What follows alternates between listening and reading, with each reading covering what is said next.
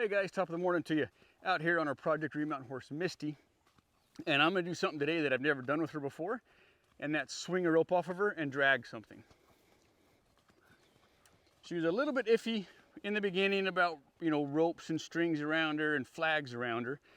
You can see that in some of the first videos I put up about her. So I've been doing groundwork with her, been, tossing the rope over her back, getting her used to the rope and stuff like that. And all of that's covered under my colt starting videos, because I do that with every single colt that comes in here. And this isn't something, I know some of you guys aren't ever going to rope. I do quite a bit of roping, but I'm not trying to kind of get you guys into roping, although it is very fun. But it's just something to get your horse used to. So many horses, they hear the whirling of the rope, they see the rope out of their eye, and they get really, really bothered by it. So if you can get your horse used to the rope swinging around them and dragging things, then that's just another flag that you can carry, and it's just a way to get your horse handy. And that's what I'm all about, is handy, capable horses.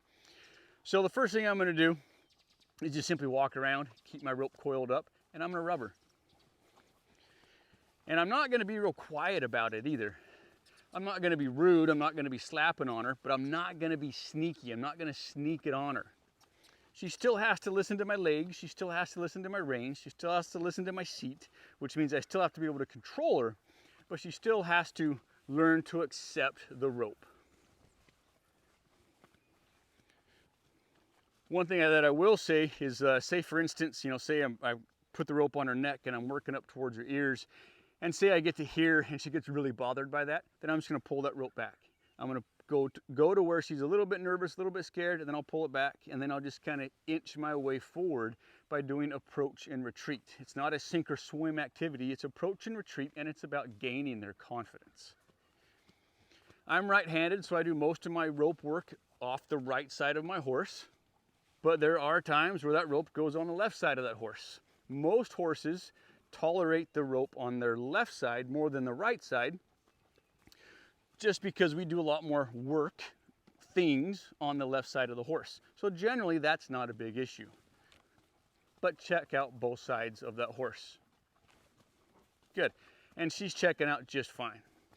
When I went and bought the horse, I told the old boy that I bought her from that I was going to do some roping off of her, and his eyes got really big, and he says, "You're going to do what?" I don't know what that meant. I don't know if he tried it once and it didn't work out, or if he just didn't think she was capable of it. I don't know. But I thought it was kind of funny. But the next thing I'm going to do is, you don't even have to build a loop for this. I'm just going to drop a coil. Okay? Just have a strand of rope in my hand, and I'm going to swing it. Now, if your horse goes to boogering off on you, if your horse goes to shying away from it, if your horse does anything crazy, drop the rope, grab your reins, and gain control of your horse. If the horse scoots sideways, pitch the rope, grab your reins, gain control of your horse. But as we're walking, I'm just going to start swinging this rope. And on some horses, I might get to here, and then I'll let that rope die. I might not even get a full rotation. But she's doing pretty dang good. So once she can kind of handle that rope around her, then I can start doing the full rotations. And then I can start to make it make that noise, the whirling noise when you're swinging a rope.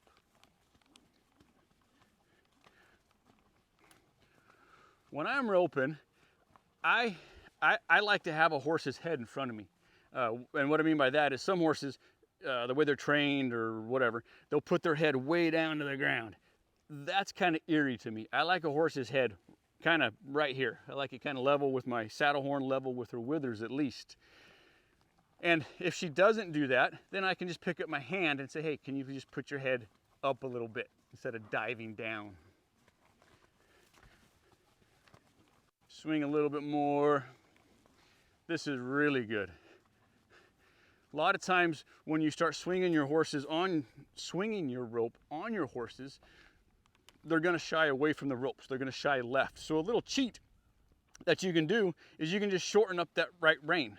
Shorten up the right rein so you have a little bit more control of that right side. Get that rope swinging. Once she's fine with that noise, then I need to make sure that she's fine with that rope out there. It's a little bit bothered right there. You're all right, girlfriend. You're all right. Coil it up slow if you need to. Eventually you want to get it to where you can coil it up fast. But I need my horses used to ropes out in front of them, just like that. They need to be used to the rope coming back towards them. That can really bother a horse out because it's like, oh my gosh, there's a 40-foot snake chasing me, so I got to run backwards. A lot of my shots when I'm roping aren't necessarily straight in front of me, so my horse has to get used to the rope out to the side. Sometimes when you're roping, that rope's going to end up on the left side, okay? And then that right side, and then in between the ears. This is one of those things that I probably don't have to say it, but I'm going to say it anyways. You know, warm your horses up before doing this. I warmed her up a little bit before I came out here and turned on the video. Warm them up a little bit, get them in the learning state of mind, and make sure you cover your bases on the ground. Good. And then while she's standing still, I'm going to make sure she can handle this rope around her front feet and around her back feet. You're gonna, if you do enough roping, you're gonna rope your horse. You're gonna rope your horse's feet, you're gonna rope their front feet, their back feet, you're gonna rope a tail, you're gonna rope an ear, you're gonna get this rope all over the place. So get them used to the rope being all over the place. I just built a loop for the fun of it. You'll notice that I'm riding her in a lot of circles.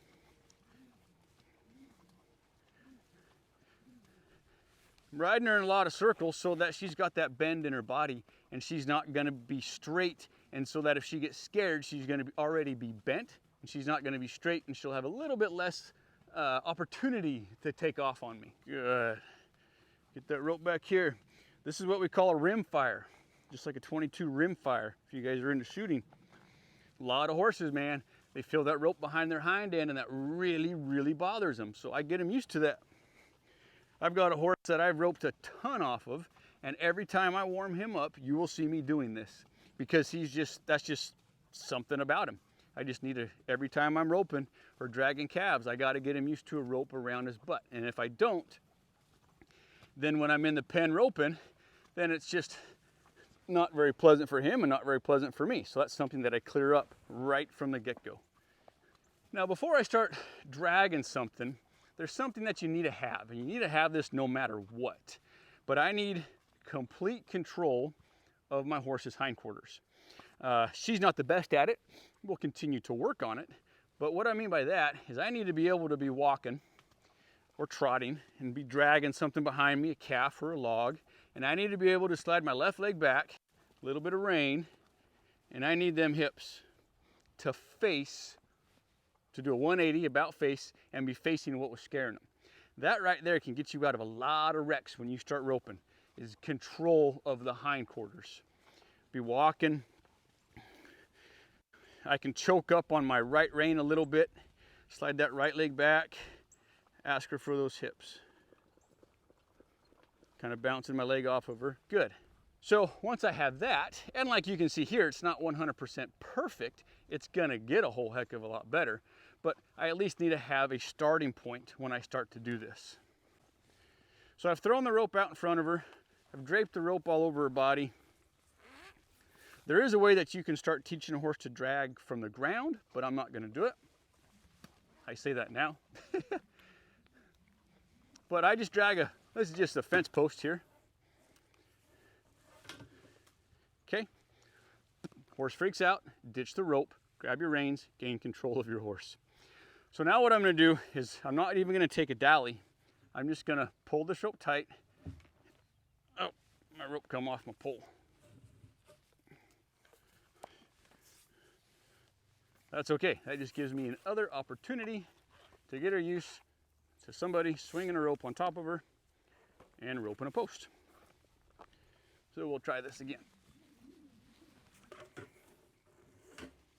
Okay, good.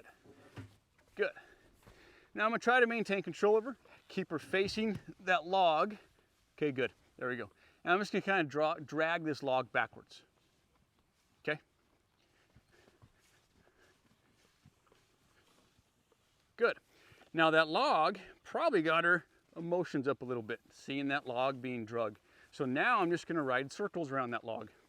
It's all about gaining confidence in these guys. I don't have a job to do today. These are all get-to moments. I get to use her for this. I don't have to. This isn't a got-to moment. So I'm gonna take all the time it takes and get her as confident as I can. Toss that rope around her left side, ride her over the log. I'd like her not to step over the rope. That happens sometimes. But ride her over that log. Ask her to stop. Maybe bring that front end through over to my left the best she can. Rope appears in the right eye. Very good. If your log or your pole is light enough, you don't have to take your dallies. You can just drag it. Okay? And I do this at the very beginning, just in case something boogers out from underneath me. It's a lot easier for me to ditch my rope. But I'm just going to drag this log around just like this, keeping her in that circle. Now my log's pretty waterlogged, so now I'm going to take my dallies. Now I have videos up about roping and taking dallies and stuff like that. So just real quick, I'm going to dally in a counterclockwise action in front of my saddle horn and then back. So now I'm dallied on. If the ship hits the sand, what I'm going to do is I'm going to pick my hand straight up, pop my dallies, and then I'm free of the log. Piece of cake. So I'm just going to walk her off, take the slack out of my rope so it's not laying on the ground, and I'm going to take a dally. Now we're dragging a rope.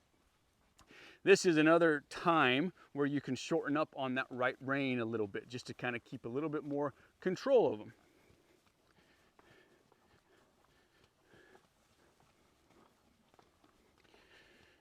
She's not showing any signs of distress from this log, at least not too much. So now I'm going to start doing some straight lines.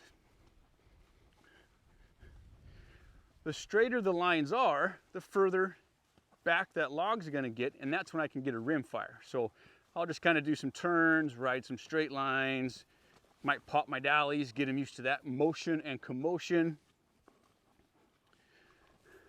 Might take my dallies, ask her for her hips. There. See, that kind of woke her up a little bit. If it woke her up too bad, I'd pop the dallies, regain control of the situation, and go on about my happy business. Practice coiling that rope as we're moving. This is all stuff to make you a handy rider, and it's all stuff that she needs to get used to also.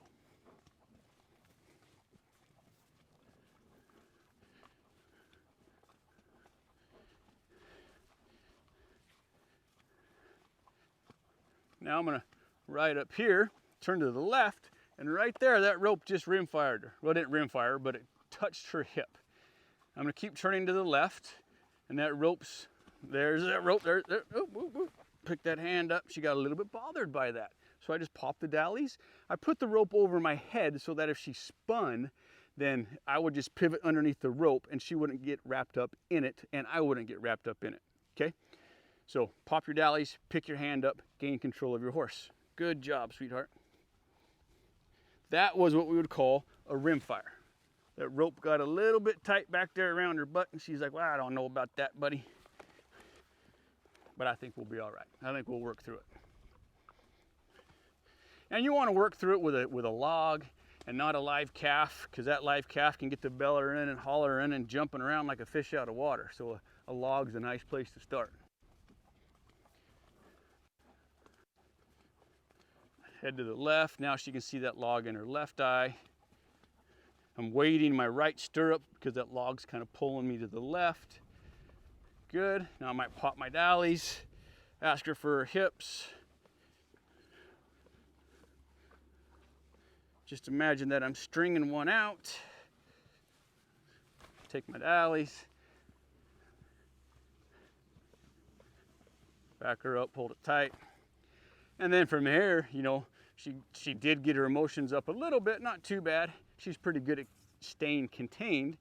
Now, this little log that has kind of scared her a little bit, I need to build some confidence around the log. Good.